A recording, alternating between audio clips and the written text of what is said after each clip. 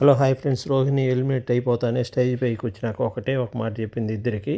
First Gautam కృష్ణకు, నీకు ఒక ఛాన్స్ మిస్ అయింది. అంటే మణికంఠ ఉన్నప్పుడు ఫస్ట్ వారంలో నువ్వు వచ్చినాక ఎలిమినేట్ అవ్వాల్సింది. అలాంటిది మణికంఠ వల్ల నువ్వు సేవ్ అయినావు. దాని తర్వాత నువ్వు మంచి ఆలోచనతో నేను ఎందుకు అంతవరకు పోయినాను, నేను ఎందుకు పర్ఫార్మెన్స్ లేదా, గేమ్లు బాగా ఆడలేదని ఆలోచించి అక్కడి నుంచి బాగా పుంజుకున్నావు, బాగా ఆడుతున్నావు, బాగా ఆడినావు కూడా అని చెప్పి రోహిణి గారు చాలా మోటివేషన్ బాగా చెప్పింది.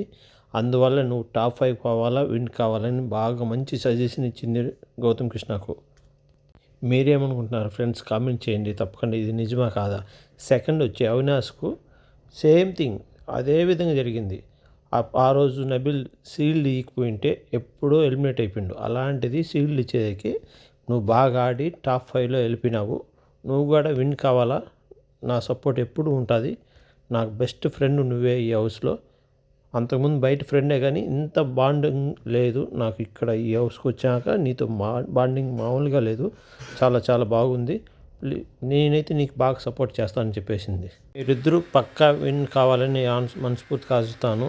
ప్లీజ్ ఈ వీడియో మీకు నచ్చితే కామెంట్ చేయండి, ప్లీజ్ లైక్ చేయండి, తప్పకుండా సబ్స్క్రైబ్